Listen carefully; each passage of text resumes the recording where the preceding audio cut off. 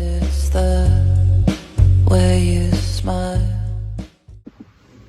Hai semua, perkenalkan nama saya Laudia Kalista Kunali Lukito.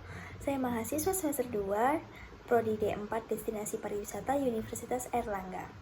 Di sini saya akan menjelaskan sedikit tentang gegar budaya atau shock culture. Gegar budaya atau culture shock adalah suatu perasaan bingung, cemas, risau, gelisah ketika menetap atau bermukim di lingkungan masyarakat yang baru dan yang total sangat beda dengan situasi yang biasanya. Terlebih bagi mereka yang baru pertama kalinya tinggal dalam waktu lama di daerah baru. Umumnya, culture shock yang dialami pertama kali ialah pada proses komunikasi. Pengalaman berbicara bahasa asing tidak di negara aslinya akan sangat berbeda ketika mempraktikannya langsung di negara asal. Belum lagi disparitas nilai mata uang, perilaku mengonversi harga barang di luar negeri dengan mata uang negara asal kerap kali terjadi dan menjadi kendala. Gejala culture shock atau gegar budaya, proses adaptasi setiap orang pasti berbeda-beda.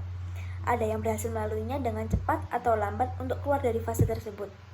Begitu pula dengan dampak dari culture shock ini, yang memengaruhi kehidupan setiap orang dalam bentuk yang beragam. Meski begitu, setiap individu akan mengalaminya.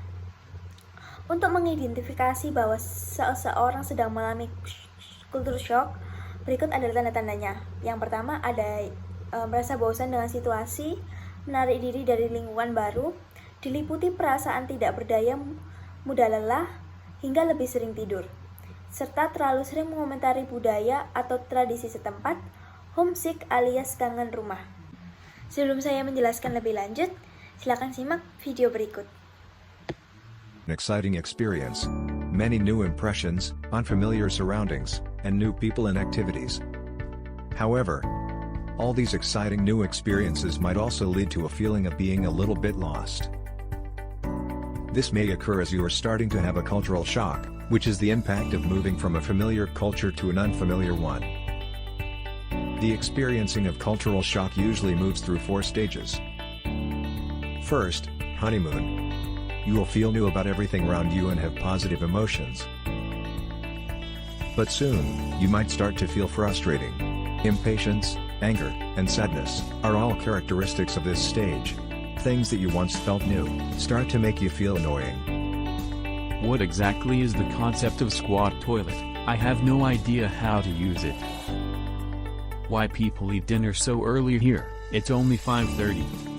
To move on to the next stage, trying to think positively, being open-minded, stay in touch with your support system from home. Better yet, reach out to other people around you. By doing so, it will help you to move on to the last stage, the adaptation. After the adjustment, you slowly begin to feel more familiar and comfortable with the people, culture, food, and surroundings of the new environment. Moving on, I'm gonna share my personal experience of cultural shock with you. First, let me ask you a question. Did you ever have an experience of buying something in the store, and turns out the amount at the checkout is different from your expected? Well, this probably happens based on several reasons. For example, in the US, it happens because those products need additional tax. And in Taiwan, it's highly possible because the owner thinks you are cute. Hihi. Nah, dari video tersebut, tahapan gegar budaya ini melansir dari Now Health International. Gegar budaya terbagi dalam 4-5 tahapan. Mengapa? Hal ini dikarenakan tahap 1-4 akan dialami seseorang ketika di perantauan, sedangkan fase kelima akan mereka rasakan saat kembali ke kampung halamannya. Tahapan pertama, yaitu honeymoon stage atau honeymoon stage babak pertama.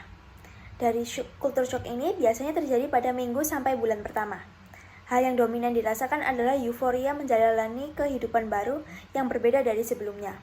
Mulai dari panorama, kemajuan teknologi, hingga keunikan tradisi dari suatu daerah yang sedang ditinggali tersebut. Pada fase ini umumnya dipenuhi dengan pengalaman-pengalaman menyenangkan, namun periode ini harus berakhir dan beralih pada tahapan selanjutnya.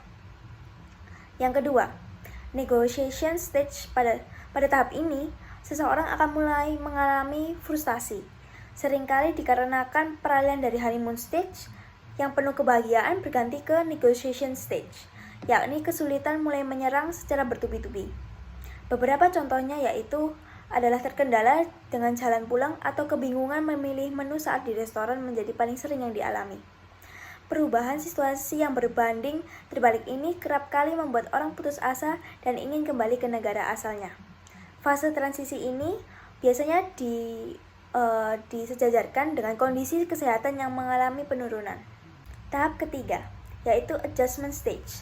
Setelah melewati kurang lebih setengah tahun, seseorang akan memasuki tahapan penyesuaian, yakni sudah lebih bisa memahami kondisi lingkungan hidupnya.